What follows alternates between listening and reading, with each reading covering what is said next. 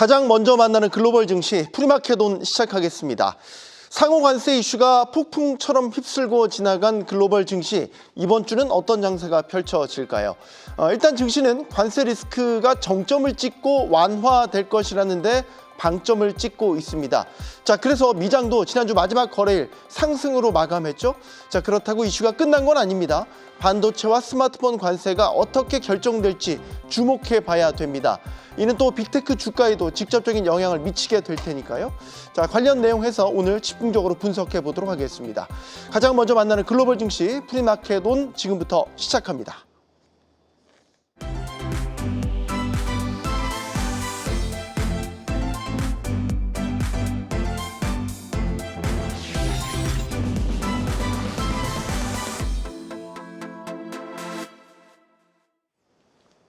네, 월요일입니다. 전주 미장 마감에 이은 오늘 프리장 상황 살펴보도록 하겠습니다. 먼저 뉴욕 3대 지수입니다. 시장을 볼 때 차트를 많이 보여드리는데 최근 미국 지수가 거의 밈 주식급으로 움직이고 있어서 차트를 보여드리는 게 좀 무의미할 것 같습니다. 그만큼 시장 변동이 굉장히 극심한 상황인데요. 금요일 시장 상황을 보면 이 관세 유예 발표에도 불구하고 이 장기물 금리가 잡히지 않으면서 불안한 시장 상황이 지속이 됐습니다. 이날 발표된 경제 지표도 좀 부정적이었는데요. 그러나 연준의 존재가 역시 시장을 지지한 상황입니다. 수정 콜린스 보스턴 연은 총재가 이 금융시장 불안에 대해 연준이 언제든 개입할 준비가 절대적으로 되어 있다고 말하면서 시장이 반등하기 시작했고요. 다행히 변동성이 극에 달한 한 주의 마무리는 나쁘지 않았습니다. 그러나 아직 안도하긴 이른가요? 이 주말 사이 IT 제품에 관한 관세 유예 소식을 두고 백악관이 혼선을 보이고 있고요. 곧 반도체 관세를 트럼프 대통령이 발표하겠다고 나서면서 불확실성이 다시 커지는 상황입니다. 현재 프리장에서 나스닥 선물은 플러스 1.81% 상승 중입니다. 네, 매크로 지표 보도록 하겠습니다. 장기물 금리의 급등세가 진전을 보이고 있지 않습니다. 금요일 4.5%를 넘어서 4.6%까지 찍은 상황인데요. 월요일 저점 기준으로 5거래일 만에 무려 0.7%나 급등을 한 것입니다. 금리의 이러한 단기 변동 급등은 흔히 볼 수 없는 상황입니다. 현재는 미국채에 관련해서 매도자만 있고 매수자가 없는 상황이라 볼 수 있는데, 이 급등의 원인을 살펴봤을 때 일단 관세 유예 발표 전후로 이 국채시장의 수급이 꼬였다는 부분이 있습니다. 먼저 헤지펀드의 청산 매도 물량이 있을 거고요. 그리고 미국채를 보유한 다양한 이 기관에서 경쟁적인 매도세가 출현 중입니다. 아시아장에서 급등할 때는 이것이 중국의 매도세다, 아니면 일본의 엔키리 청산이다 라는 것이 언급이 됐었는데, 이 유럽장과 미국장에서도 추가적으로 하락을 하면서 전방위적인 매도세가 진행 중인 것으로 보입니다. 일단 금요일 연준 위원 발언을 통해서 이 연준이 채권 시장의 이상 현상을 예의주시하고 있고 SVB 사태처럼 언제든지 개입할 것을 예고했기 때문에 일단 추가적인 상승에는 제동이 걸린 것으로 보고 있습니다. 한편 금리가 튈수록 미중 협상의 가능성은 높아진다는 점도 고려해봐야 할 것 같습니다. 네, 이어서 통화시장을 보겠습니다. 먼저 달러 인덱스 그리고 엔달러 차트를 보려고 하는데요. 달러 인덱스 보시면 이 103선을 이탈하고 나서 지난주 100선을 깨고 99선까지 밀린 상황입니다. 달러의 약세도 금리 급등과 함께 가속화되는 모습입니다. 이는 미국에서 미국 밖으로 자금이 이탈이 가속화되는 것을 뜻하는데요. 주식도 팔고 이제는 이 채권마저도 팔고 자국으로 돌아가는 모습입니다. 미국채와 달러의 위신이 하락하면서 이 다른 안전자산으로 금, 스위스 프랑으로 이동이 가속화되고 있는 상황입니다. 이 달러의 약세가 미국 수출에 도움이 될 수도 있다고 할 수 있지만, 이 미증시, 미국채 그리고 달러가 동반 하락되는 그림은 결코 좋지 않은 모습입니다. 네, 이어서 달러 엔도 같이 보도록 하겠습니다. 지난주 목요일, 금요일 양일간 엔화 강세가 크게 나타났는데요. 차트상에서 이 달러엔 차트이기 때문에 이 하락하는 모습이 바로 엔화 강세를 뜻하는 거로 이해하시면 좋을 것 같습니다. 미국 장기채 금리 하락 원인으로 일본의 채권 매도를 이제 원인을 보는 경우가 있는데요. 그것이 바로 이 엔화 환율이 급격하게 빠지는 모습 때문입니다. 최근 일본 장기 금리가 급격히 상승하게 되면서 이 일본의 보험사나 연기금 입장에서는 매도세가 강하고 불안한 이 미국채보다 30년물 기준으로 거의 2.65%의 금리를 주는 일본의 국채로 이동하는 흐름이 가속화되고 있습니다. 미국 국채 시장의 태풍이 핵인 것이 이제 바로 금리인 상황에서 엔화의 지속적인 강세는 이 엔캐리 청산을 의미하기 때문에 엔달러 차트도 유의 깊게 보셔야 될 것 같습니다. 네, 마켓맵 보도록 하겠습니다. 마켓맵 보시면 일부 종목을 제외하고 빅테크를 비롯한 대부분의 업종이 크게 상승을 했습니다. 중국과의 협상 가능성을 기대하면서 엔비디아와 애플이 크게 상승을 했고요. 실적 발표를 한 JP모건을 비롯한 금융주 역시 강세를 보이고 있습니다. 반면 고가 모델인 이 모델 X와 모델 S를 이 중국 판매 중단 소식을 발표한 테슬라의 보합권 모습을 확인할 수가 있고요. 주말 사이 시장을 뒤흔든 부품 관세 유예 소식과 그리고 반도체 관세 부과 내용에 따라 관련주들의 변동성이 심해질 것으로 예상하는 상황입니다. 오늘장 관전 포인트는 두 가지를 준비했습니다. 먼저 경제지표 관련돼서 말씀을 드리겠습니다. 금요일 중요한 경제지표 발표가 두 가지가 있었는데 바로 생산자 물가지수와 미시건대 데이터입니다. 생산자 물가지수, 즉 PPI는 예상치를 하회했고요. 직전에 나온 소비자 물가지수도 비슷하게 예상치를 하회하면서 물가 상황은 긍정적으로 봐야 할 것 같습니다. 그러나 시장이 주목하는 것은 이 현재 물가가 아니라 관세 이후의 물가죠. 즉 과연 관세가 얼마나 인플레이션을 자극할 것인지에 대해서 시장은 고민이 있는 것 같습니다. 이는 이제 금리 인하 가능성과도 연결돼 있기 때문에 중요하게 보셔야 되고요. 반면 같은 날 발표된 미시건대의 이 기대 인플레이션과 이 소비 심리 지수는 굉장히 안 좋게 나왔습니다. 5년 기대 인플레이션은 무려 4.4% 상승으로 나와서 예상치를 크게 상회했고요. 소비 심리 지수도 예상치를 하회했습니다. 미시간대 지표 같은 경우는 일관적으로 좀 부정적으로 계속 나오고 있는데 이것이 어떻게 보면 서베이고 소비자들의 예측이기 때문에 관세에 대한 불안감을 과도하게 반영했다고 볼 수도 있습니다. 시장의 가장 큰 관심은 금요일 부활절 휴장을 앞두고 그 이전에 채권 시장이 안정화될 것이냐 그리고 미중 관세 협상이 진행이 될 것이냐 이 부분에 초점을 맞추는 것 같습니다. 네, 이어서 말씀드릴 내용은 이 보스턴 연은 총재에 대한 내용입니다. 지난주 금요일 흔들리는 미증시를 살린 것은 바로 보스턴 연은 총재의 말이었는데요. 수정 콜린스 보스턴 연은 총재는 금융시장이 불안해진다면 이를 진정시키기 위해 개입할 절대적인 준비가 되어 있다고 말했습니다. 이는 연준이 현재 금리 시장의 이상 신호를 예의주시하고 있고 SVB 사태처럼 금리 급등으로 인해 금융기관이 디포트가 나거나 혹은 사전 적극적으로 개입할 것을 시장에 주는 사인이라고 볼 수 있겠습니다. 아마도 트럼프 대통령의 금리 상승이 약점으로 지목되고 있고 추가적인 금리 상승이 혹시나 모를 금융위기에 도화선될 수 있기 때문에 만약 그렇게 될 경우 트럼프 대통령이 책임에 자유로울 수가 없습니다. 그래서 위기가 고조될수록 중국과의 협상 가능성이 강화되고 있는 상황입니다.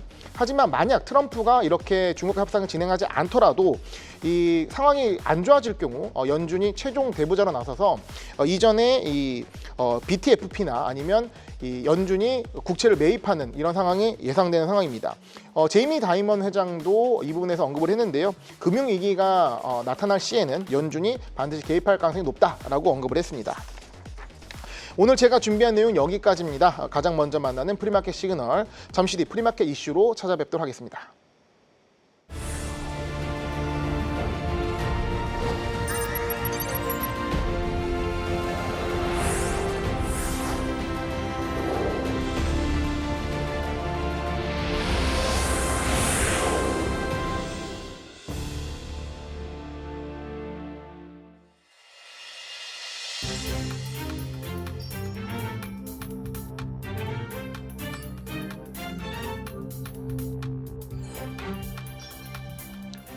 네, 프리마켓 이슈로 이어가도록 하겠습니다. 오늘 선물 시장은 상승세 지금 나타내고 있고요.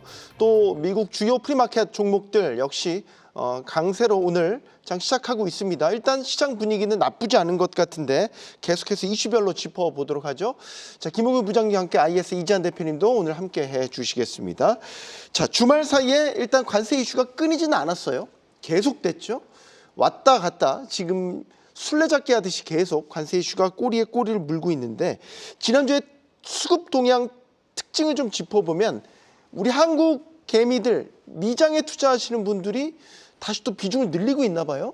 이런 혼란 속에서도 공격적으로 매수에 나서는 모습 김은경 부장님 포착되고 있는 거죠? 네, 그러니까 지지난주 같은 경우는 굉장히 좀 거래가 좀 복잡하고 좀 왜곡이 많았기 때문에 거래 상위 종목만 말씀드렸고 순매수 데이터를 이번 주에 확인해 보니까 아무래도 저점을 좀 찍은 것 같다 이런 반응 때문에 적극적으로 매수하는 그 물량이 늘어났습니다. 그래서 눈에 보더라도 확연하게 지난주나 그 전주에 비해서 거래량이 매수 매도 금액 모두 상당히 늘어난 상황이고요.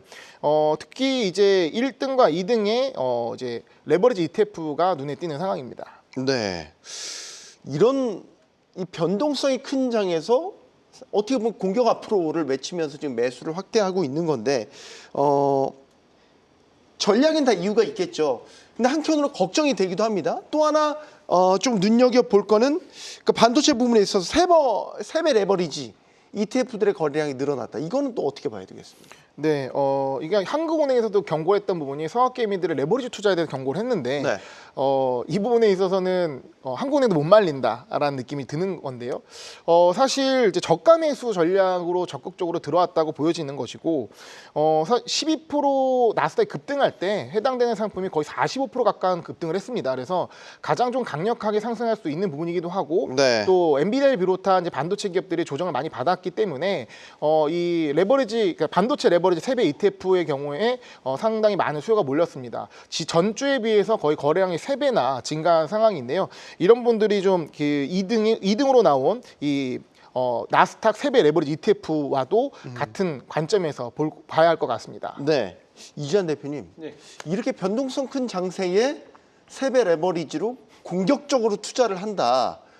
맞아떨어진다면 정말로 높은 수익을 낼 수도 있겠지만 너무 위험한 거 아닌가라는 생각이 들기도 하고요. 어떻게 위험하죠. 보십니까? 사실 이제 어떻게 보면 그 주가가 너무 단기간에 많이 빠졌기 때문에 이걸 네. 빨리 회복하고 싶은 심리가 분명히 이제 강하실 건데 사실 이제 레버리지 같은 경우는 본 주식을 가지고 한 20-30% 정도 그러니까 정도를 활용하는 쉐어로 하려면 가장 좋은데 그것도 이제 수익이 났을 때 우리가 흔히 얘기하는 피라미딩으로 들어갈 때 많이 활용하라고 얘기를 하는데 네. 사실 이제 지금은 어떻게 보면 빨리 이제 물타기에서 원금을 이제 회복하기 위한 이제 그런 움직임을 좀 많이 보이는 것 같습니다. 아마 이제 반도체 관련된 종목들은 지금 여기 이제 저점이 아닌가라는 부분으로 대응을 하시는 것 같고 사실 이제 지금 IT 기업들은 저희가 기술적으로 봤을 때 작년 8월달 저점을 지지하느냐 못하느냐 여부가 지금은 상당히 이제 민감하게 좀 보거든요. 여기를 이탈하면 이제 추세가 훼손되었다라고 보고 여기가 지지되면 그래도 아직까지는 상방 추세에 살았다라는 관점을 많이 보는데 그러니까 8월달 저점 내 그때는 IT 종목들의 조정폭이 가장 컸던 시기거든요. 지금 보면 애플 같은 경우는 지난 8월달 저점을 이탈했다가 이번에 이제 회복을 했죠. 회복을 했고 그다음에 이제 중요한 엔비디아 같은 경우도 8월달 저점을 살짝 이탈했다가 회복을 했습니다. 그래서 가장 강한 모습을 좀 보여주고 있고 이제 마이크론 테크놀로지는 사실 아직까지 8월달 저점을 이탈한 이후에 회복을 못 하고 있습니다. 그러니까 이런 부분을 본다면 아직까지 이제 적극적으로 너무 이렇게 진입을 하기보다는 이번 주까지 흐름을 좀 보는 게 좋을 것 같고 그러니까 특히 네. 이제 오늘 밤 상품 관세에 관련된 부분에서의 멘트를 좀 확인을 하실 필요가 있다 이렇게 말씀드리겠습니다. 이번 주가 빅테크의 주가 흐름 관련된 이슈들을 좀 눈여겨 보셔야 되는 게 주말 사이에도 계속해서 반도체, 스마트폰, 뭐 IT 관련된 제품 장비들에 대한 관세 이슈가 계속해서 지금 ING로 진행되고 있습니다. 어쨌든 지금 미국 시장의 이런 조정세를 빅테크를 포함해서 매수의 기회로 봐도 될까? 김우근 부장님. 네. 매수의 기회로 봐도 되겠습니까? 아니면 아직 더 남은 고리 깊은 무언가를 남아 있는데 너무 위험한 발걸음을 내딛는 게 아닌가? 네. 저는 이렇게 생각합니다. 시장이 너무 복잡해지고 있는 상황입니다. 네. 지난주 극심한 변동성을 보였고 주말도 쉬지 않고 이슈가 나오고 그 이슈 자체도 뭐 이랬다 저랬다 하는 상황입니다. 투자자들로 하여금 굉장히 머리가 복잡하게 만들어진 상황인데 여기에 더해서 금리 상황, 즉 매크로 상황도 통화 시장도 그렇고 금리 시장도 다 복잡합니다. 그러면 여기서 너무 복잡한 나머지 좀 오히려 단순해지는 전략이 보이는 것이 어떻게 보면은 이제 금리 쪽도 그렇고 미중의 협상도 그렇고 점점 안 좋아지면 질수록 역설적으로 해결 국면을 가지 않을까. 그러면 시장이 정말 위기로 가면 갈수록 시장의 저점은 좀 더 다가와 있을 것이고 이미 저점이 지나갈 수도 있다라고 보는 것도 어떻게 보면 투자 관점에서 필요한 자세가 아닌가 생각을 해봅니다. 네.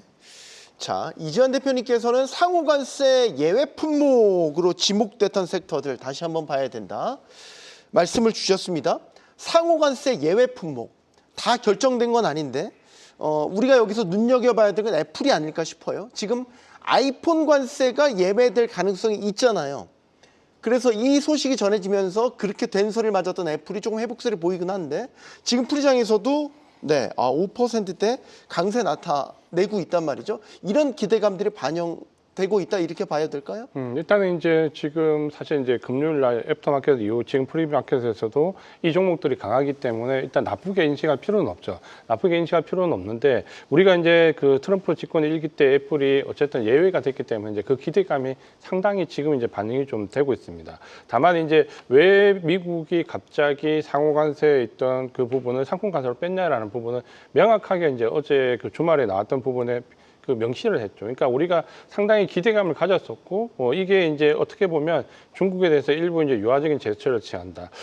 중국이 이번 만약에 상품 관세를 빠지는 부분을 하면 전체 관세 물량에서 거의 한 4분의 23% 내외 정도가 무관세가 된다라는 부분에서 중국도 일부 이제 이런 반응을 좀 보였고, 근데 이제 여기에 대해서 미국이 단호하게 이제 선을 또 그었죠.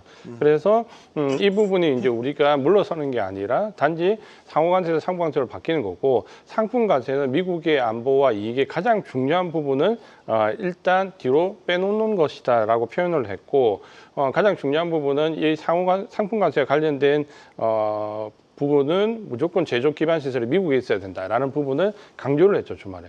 그러니까 이거는 어떻게 보면 당장은 상호 관세에서 빠져서 좋기는 하지만 상품 관세가 만만치 않다라는 부분으로 볼 수 있고, 가장 크게 보면 이제 크게 우리가 피부에 와닿는 것은 애플을 비롯한 스마트폰, 그리고 엔비디아를 필두로 이제 반도체 관련된 종목들. 그러니까 이 두 가지가 가장 중요한 부분이 될 것 같은데, 여기서 이제 미국은 반도체와 관련된 부분에서 언급을 가장 많이 했고, 반도체 관련된 부분은 오늘 밤에 이제 멘트를 하겠다라고 했는데, 또 상무장관이나 재무장관은 반도체 관련돼 있는 상품 관세는 한두 달 뒤에 또 부과가 된다 그랬거든요. 그러면 오늘은 아마 이제 기본적인 가이드가 나올 것 같고, 이 기본적인 가이드를 먼저 준다는 것은 아마 협상이 필요하다라고 좀 보여지고, 협상에 따라서 아마 상품 관세의 상당 부분이 달라질 수 있다는 점에서 변수가 있다, 이렇게 인식을 좀 하시는 게 좋을 것 같습니다. 네.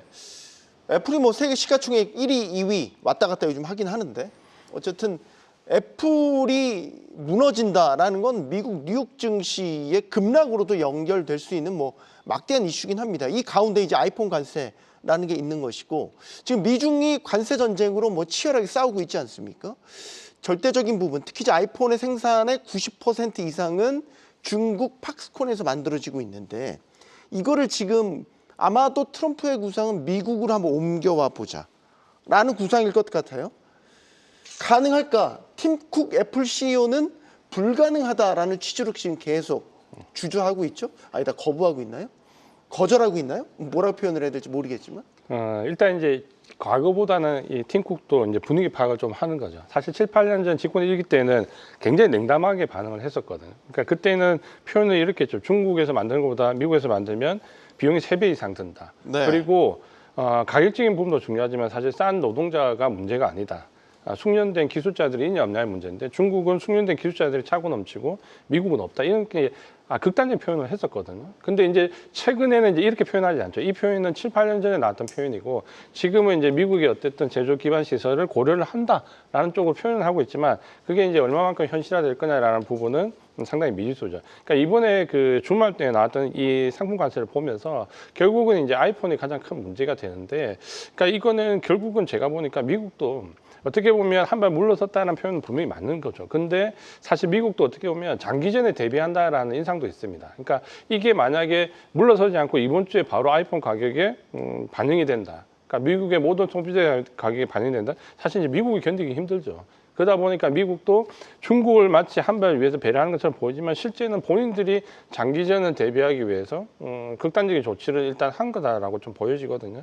그래서 아마 아이폰 관련된 것은 미국의 민심이 가장 중요하다라는 표현을 최근에 이제 많이 쓰는데, 그런 걸 보면 어쨌든 반도체 감소에서 뭔가 묘수를 부리려고 아마 생각을 하는 것 같고, 그러니까 이 부분은 이제 굉장히 중요하게 오늘 밤 나오는 멘트가 중요하게 다가올 것 같습니다. 그러니까 결국은 아이폰이든 스마트폰과 관련된 모든 것은 반도체에 기결된다. 이거는 제가 한 말이 아니고 이제 어제 미국에서 표현을 그렇게 했죠. 모든 것은 반도체에 다 걸리게 되어 있다. 그러니까 여기에 오늘 밤 멘트를 보고 일단 판단을 해야 될 것 같습니다.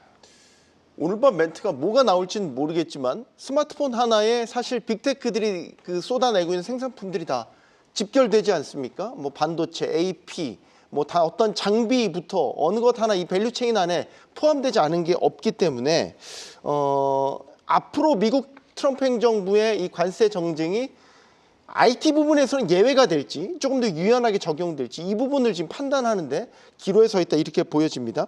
엔비디아를 비롯한 반도체 섹터의 주가도 지금 상승세를 보이고 있는데 어떻게 보십니까? 이것도 역시 연결되어 있는 부분이긴 한데 지금 반도체 섹터가 상당히 조정폭을 받고 반등하고 있는 구간인지 아니면 이게 일시적인 것인지 이거의 판단에 따라서 지금 들어가냐 아니면 조금 더 참고 보냐 이거를 결정해야 될 것 같은데요, 이재한 대표님. 저는 이제 일단은 지금부터 이제 분할로 조금 접근하셔야 된다고 생각합니다. 그러니까 지금 우리가 반도체 관세를 상품 관세를 걱정하는 것은 과연 이제 어느 정도의 50% 예를 들어 이런 식의 무지막지한 관세가 나올 거냐, 아니면 상호 관세 수준이 25%가 될 거냐, 아니면 정말 보편적 관세 10%가 될 거냐. 근데 이거는 미국도 이제 그 표현을 오늘 밤에 원래는 부과를 한다라고 표현을 했다가 나중에는 한두 달 뒤에 부과를 하고 오늘은 디테일하게, 그러니까 구체적으로 설명을 하겠다 이렇게 했는데, 그럼 구체적으로 설명이 필요하다는 것은 그만큼 복잡하다라는 거죠. 그러니까 복잡하다는 거고, 미국의 입장에서는 고율의 관세를 매기고 싶지만 사실 반도체는 소비재도 아니고 중간재고 대체재도 없습니다. 그러니까 이게 고율의 관세를 매기게 되면 미국의 빅테크 기업들이 그대로 떠안아야 되는 거죠.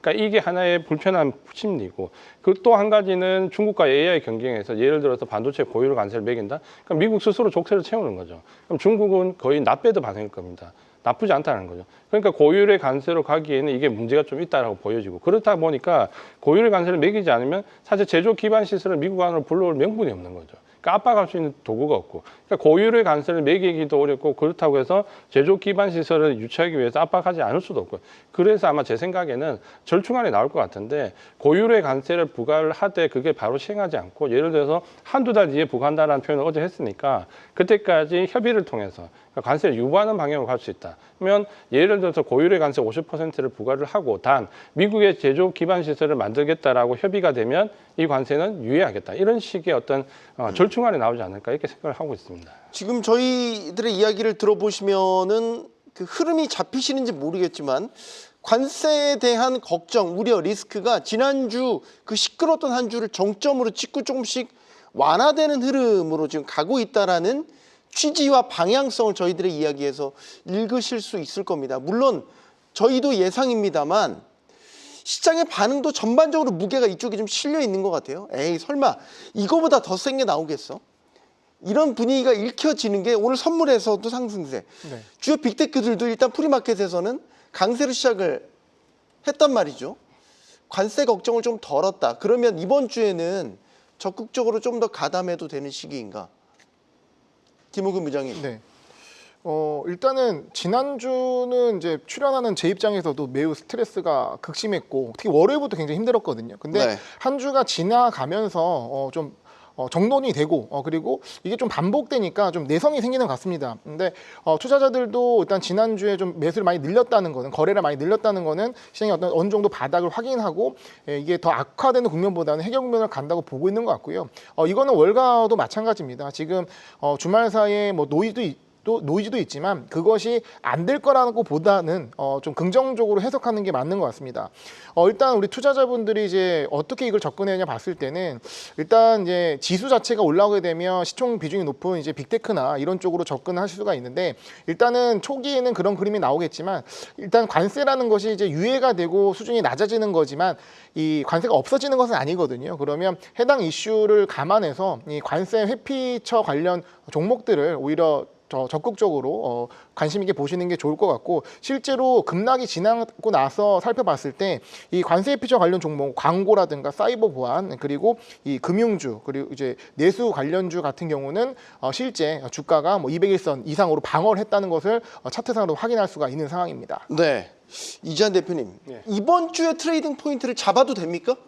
저는 일단 분할 접근 방법이 좋을 것 같고 예를 들어서 이게 미국의 마이크론 테크놀로지를 접근하는 것은 사실 부담은 있습니다. 그러니까 그게 차트상으로 봐도 우리가 애플이나 엔비디아에 비해서 마이크론 테크놀로지가 상당히 약하거든요. 아까 말씀드렸던 8월달 저점을 회복하지 못하는 게 마이크론 테크놀로지인데 만약에 이제 같은 논리로 삼성전자나 하이닉스에 접근을 하시는 것은 저는 이번 주가 좀 분할로 접근하기에 유효하다라고 봅니다. 그러니까 결국은 우리가 고율의 관세를 미국이 매기고 싶어도 사실 반도체에서 고율의 관세를 부과하기가 아까 말씀드린 것처럼 어렵습니다. 그럼 AI 경쟁에서 스스로 족쇄를 채우는 거고, 또 한 가지는 그 빅테크 기업들이 중간재를 다 부담을 해야 됩니다. 그러니까 이런 부분이 그 가장 큰 진퇴양난인데, 그러면 미국이 어떤 묘수를 부려서 예를 들어서 제조 기반 시설을 미국으로 끌어들이는 정도에서 상호 협상을 한다라고 보면 사실 여기서 더 나빠질 건 없다라는 거죠. 그러니까 고율의 관세가 나오더라도 부과 안 되거나 혹은 낮아질 가능성이 높고, 아니면 저율의 관세가 나오면 더 좋은 거고. 그렇게 본다면 반도체는 지금이 이제 맞을 만큼 다 맞았고, 사실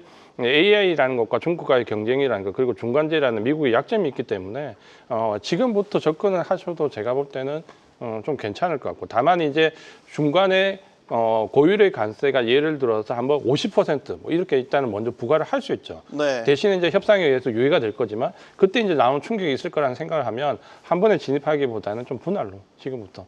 그러면 이번 주 다음 주 이렇게 분할로 접근을 하신다면 충분히 지금 가격대, 그리고 엔비디아 같은 경우는 지금 사실 펀더멘털 상으로 우리가 그냥 객관적으로 수치만 검증을 해보면 10년의 최저가가 나오거든요. 그러니까 이런 부분들 본다면 지금 반도체에 대한 접근은 분할로 유효하다. 다만 아까 말씀하셨던 것처럼 레버리지를 활용해서 한 번에 진입하는 것은 고율의 관세가 부과되는 그 충격을 흡수하기가 좀 힘드시겠죠. 그러니까 이런 부분을 감안해서 지금은 분할로 접근은 유효하지만 한 번에 레버리지를 활용하는 것은 관세 이후, 부과 이후, 이렇게 말씀을 드리고 싶습니다. 네. 애플 주가가 10년 내 엔비디아.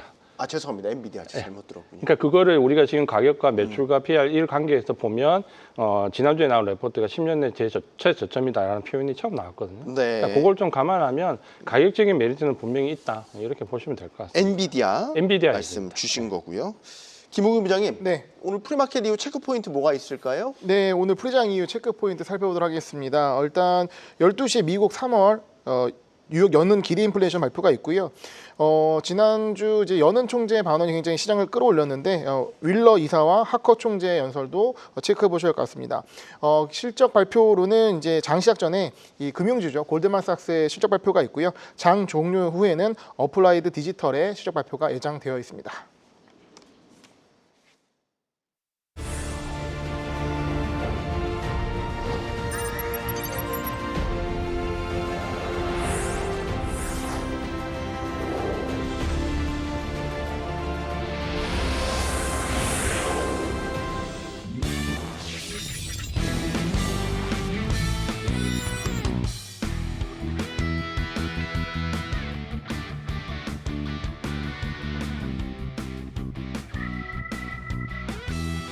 네, 주말 사이에도 쉴 틈이 없었습니다. 트럼프 대통령 관세를 전면에 내세우면서 미국 경제 괜찮다 자신감을 표출하고 있기는 하지만 시장은 트럼프의 생각과는 조금 딴판으로 흘러가고 있죠. 미 국채금리 급등하고 있고요. 달러는 또 약세로 가고 있는 게 그 증거라는 분석입니다.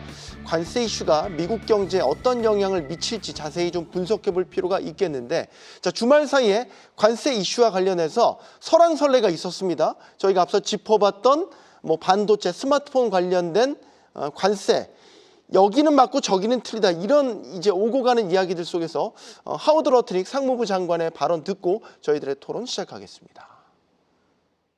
They're exempt from the reciprocal tariffs, but they're included in the semiconductor tariffs, which are coming in probably a month or two. So these are coming soon. You shouldn't think this is really outside of it. Really think of it as being included in the semiconductor space, much like pharmaceuticals.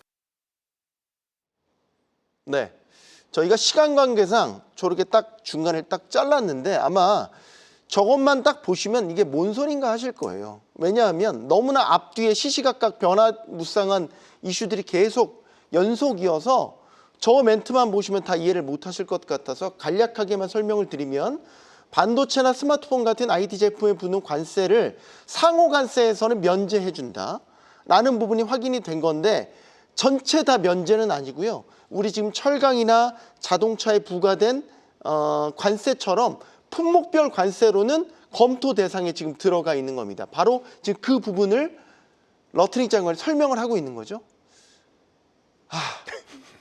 자, 네, 보시죠. 지금 자기네들도 뭐 얘기하면서 헷갈릴 수도 있을 것 같아요. 지금 너무 많이 실제 복잡하게. 백악관에서 네. 굉장히 헷갈리는 상황입니다. 네, 자기들도.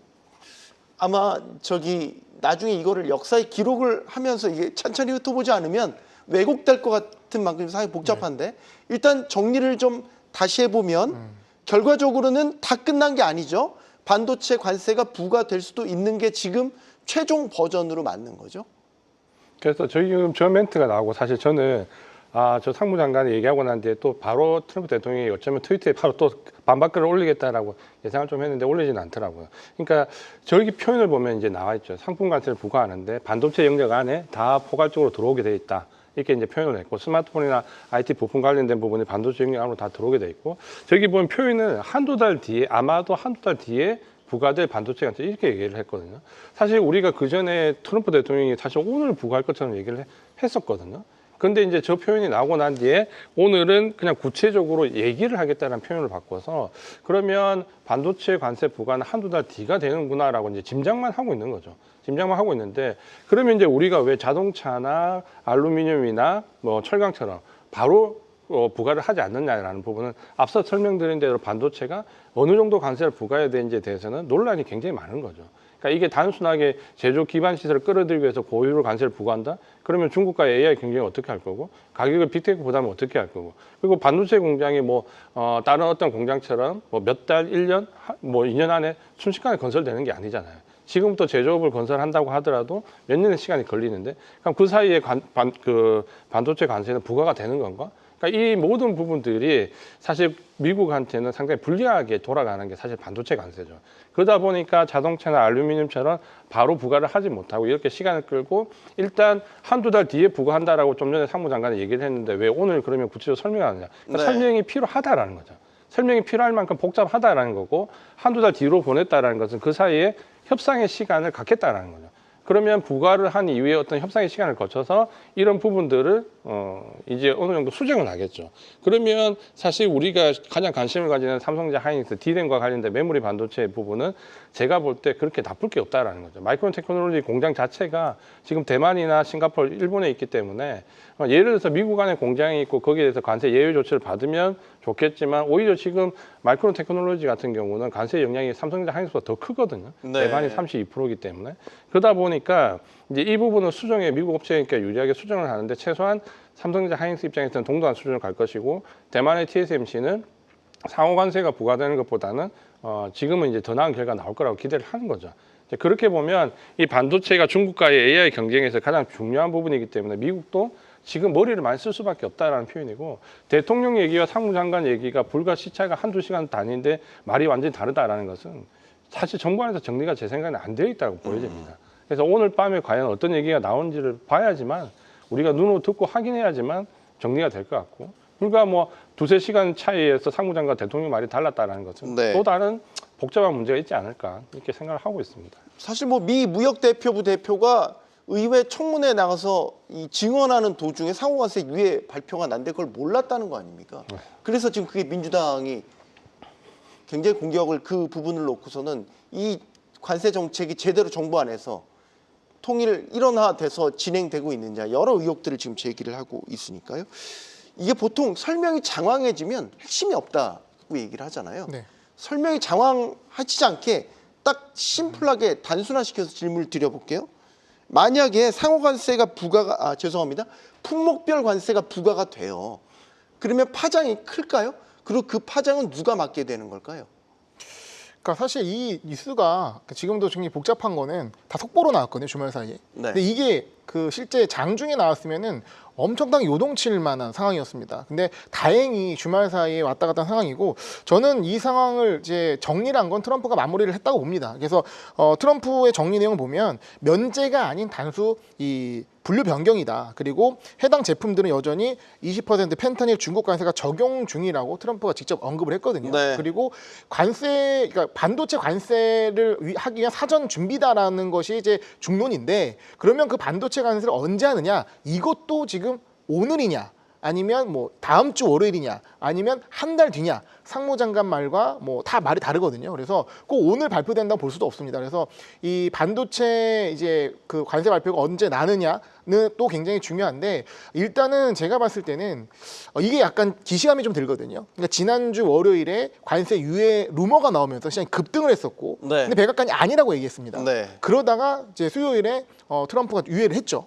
예. 네. 근데 그것처럼 지금도 사실 어느 정도는 정해놓고 이게 내용이 나왔는데 이거를 이제 반응을 보고 이게 또 협상에 있어서 너무 좀 휴태하는 것 같으니 또 다시 또 질르면서 상무장관이 나서고 트럼프가 나서면서 협상 직전에 약간 판을 흔드는 전형적인 제스처인 것 같고 시장이 지금 애플도 5% 급등하는 걸 보면 이런 부분에 있어서 반도체 쪽의 관세가 높아지거나 유예가 안 되거나 혹은 이제 면제가 안 되는 이런 가능성은 매우 낮게 보는 것이 아닌가. 어느 정도는 이 면제나 유예에 대해서 시장이 좀 크게 반영하고 있다라고 보는 것 같습니다. 만약에 부과가 되면 몇 퍼센트일까? 자동차나 철강을 보면 25%가 기준이 됐잖아요. 25%일까? 혹은 그보다 낮을까? 왜냐하면 이제 이거는 인플레이션에 미치는 영향, 그 다음에 파생 효과가 훨씬 더 크기 때문에 자동차나 이런 철강에 한 것처럼 25%다 부과할 수는 없을 것 같고, 물론 이것도 제 추측입니다만 말하다 보니까 또 헷갈리네요. 저는 이제 대만이냐 우리나라냐 사실 이 차이일 거라고 보거든요. 대만처럼 32% 이상 높여서 그냥 부과를 할 거냐, 아니면 우리나라에 맞춰서 25%를 할 거냐 부분인데, 미국이 아마 하고 싶은 거는 40%, 50%일 겁니다.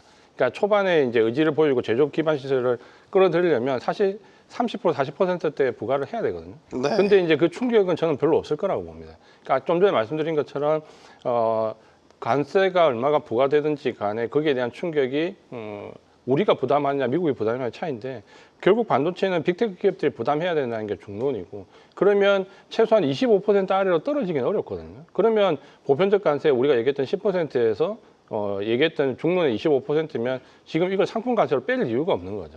그러니까 그렇게 본다면 25% 이상은 될 것 같은데 결국 25% 내외에서 결정을 하고 부과되는 시기가 저는 이제 중요할 것 같은데, 시기는 최소한 한두 달 뒤로 뺄 것 같습니다. 아까 상무장관이 얘기한 대로. 네. 그래서 충격은 제한적이다 이렇게 보고 있습니다. 명분이냐 실리냐 그 지금 고민을 하고 있는 것 같기도 합니다. 마지막 질문 하나 짧게만. 지금 미 국채 금리가 꽤 많이 올랐어요. 10년물 기준으로 거의 일주일 사이에 3% 후반대에서 4.5 지금 넘나들고 있고, 달러 인덱스가 지금 100 밑돌고 있죠. 네. 이게 지금 미국 경제에 대한 신뢰도가 급격히 흔들리고 있다는 증거로서 지금 해석이 되고 있단 말이죠. 이거는 변수가 아니겠습니까? 그러니까 이게 어떻게 보면은 트럼프의 정책이 오락가락하는 게 더 문제인 것 같습니다. 그러니까 어떻게 보면은 이제 이 시장이 급격히 위험으로 빠지면서 국채에 대한 배팅이 들어갔다가 이게 갑자기 유예가 나오면서 이게 청산이 이뤄지고, 그리고 이게 미국에 대한 신뢰가 좀 떨어지게 되면서 달러와 미국채에 대한 회피가 급격하게 단기간에 동시에 일어나면서 금리가 굉장히 급격히 튀는 상황이 발생을 한 거고요. 그러면 사실 이런 부분에 있어서 많은 분들이 우려하는 상황이고, 이게 관세 유예의 가장 큰 배경이 미국채 급등이 있다고 이제 많이 얘기를 하는데, 이게 미국채 금리가 급등하다 보면은 이전에 SVB 사태처럼 금융기관들의 약간 디폴트 가능성도 있는 거거든요. 그러면 트럼프 입장에서는 이거는 내가 좀 세게 얘기해가지고 관세라는 걸 활용해서 뭔가 미국 이익을 얻으려고 했는데, 사실 금융기관이 디폴트가 나고 금융시장이 경색되고 금융위기가 발생되는 거는 트럼프의 계획에 없었고, 만약에 그렇게 상황이 발전이 된다면 사실 걷잡을 수 없는 상황이거든요. 이 부분에 있어서 거기까지 가지 않게 유예를 발표한 것이고, 중국과 협상도 굉장히 빠르게 지금 원한다라고 얘기하는 겁니다. 그러면 지금 금리가 계속 높아지고 불안감이 높아질수록 연준이 개입하거나 아니면 트럼프는 중국과 협상을 할 수밖에 없는 상황이 나오기 때문에 그 전에 할 수 있는 게 반도체와 이제 의약품밖에 안 남았습니다. 그러면 이 카드를 지금 써야 한다, 빠르게. 그래서 주말 사이에도 급하게 이런 반도체 얘기가 나온 것 같고, 실제로는 관세를 부과하냐 안 하냐 중요하지 않은 것 같습니다. 결과적으로는 미국 산업을 보호하기 위해서는 반도체에 대한 유예를 할 것 같은데, 이건 사실 이제 데나이브스, 웨드부시의 데나이브스가 얘기한 것처럼 이 발표 직후에 굉장히 크게 환호를 했거든요. 왜냐하면 본인이 보기에는 이 관세 자체는 빅테크들 다 무너뜨리는 것이기 때문에 목표 주가를 줄 하향을 했어요. 근데 이 발표 소식 이후에 그런 불확실성이 해소되니까 이제 굉장히 긍정적으로 굉장히 필요한 정책이다라고 발언을 했거든요. 그런 거를 이제 참고했을 때는 반도체 이것도 약간 블러핑에 가까울 수 있다. 물론 그 블러핑의 시장은 흔들릴 수도 있습니다. 네. 더 이야기를 나누고 싶지만 여기서 마무리를 해야 될 것 같습니다. 김호균 부장, 이지한 대표 함께했습니다. 고맙습니다. 네, 지금 이 시각 프리마켓 상황 다시 한번 체크해 보겠습니다. 네, 가장 먼저 만나는 프리마켓의 중요한 시그널, 프리마켓 나옵니다. 이 시각 현재 미국 시총 50%의 대형주 중에서 의미 있는 시그널이 포착된 주요 종목들을 빠르게 짚어보도록 하겠습니다. 지난 주말 동안 상호관세 예외 품목이 발표되고 이에 대해 미국 관세청과 주요 외신 그리고 트럼프 대통령이 여러 발언을 이어가며 시장을 흔들었습니다. 오늘 프리마켓은 어떤지 의미 있는 움직임 보여준 종목들과 함께 확인해 보도록 하겠습니다. 가장 먼저 엔비디아의 경우 반도체가 가장 먼저 상호관세에서 제외되면서 반등에 성공했고 지금도 2.5% 넘게 반등을 하고 있습니다. 다만 트럼프 대통령이 반도체 관세를 곧 새롭게 발표할 것이라고 언급한 만큼 상황을 길게 지켜볼 필요가 있겠습니다.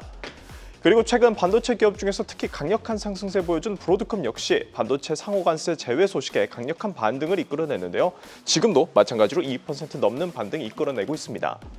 컴퓨터와 관련 부품 역시 상호관세 예외 품목이 되었죠. 이를 주력으로 하는 퀄컴의 주가 역시 좋은 주가 흐름을 보였으나 마찬가지로 함께 나올 추가적인 관세 발표안에 따라 일시적인 반등에 그칠지 혹은 또 다른 불확실성이 생길지가 갈릴 것 같습니다.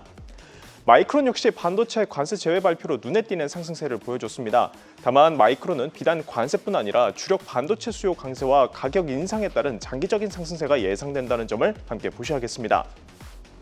컴퓨터와 스마트폰 수요에 민감할 수밖에 없는 마이크로소프트도 상호관세 유예안에 일단 주가가 한숨을 돌렸습니다. 그러나 상무장관과 대통령 본인이 추가적인 관세안을 언급하고 있는 만큼 이에 가장 흔들릴 종목 중 하나라는 점 참고하시기 바랍니다. 연일 다른 발언이 나오고는 있으나 일단 상호관세 예외 품목의 발표가 트럼프 행정부가 관세 강경 기조에서 한 발 물러난 결과란 분석도 나오고 있는데요. 때문에 월마트처럼 글로벌 무역 규모가 큰 소매 종목의 주가가 고개를 들 조짐을 보여주고 있습니다. 무역 분쟁에 유달리 타격을 입고 있던 아마존 역시 같은 이유로 당분간 주가 등락폭이 커질 수 있다는 점 함께 확인해 보시기 바랍니다. 이어서 오늘 특히나 주목할 필요가 있는 포커스 종목들 함께 확인해 보도록 하겠습니다.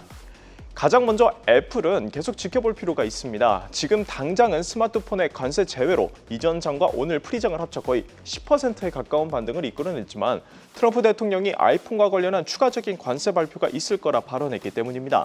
또 애플이 자체적으로 생산기지 이전에 힘쓰고 있고 맥 등 중국에서 생산된 일부 제품군은 대미 수출을 중단한 만큼 단기적인 비용 상승과 공급망 혼란이 예상됩니다. 그리고 지속적으로 달라지는 반도체 관세 흐름 속에 반도체 제조 장비를 주력으로 하는 ASML 역시 주가 흐름을 달리하고 있는데요. 관세 예외 품목에 반도체 제조 장비도 포함되면서 우려를 한숨 덜었습니다.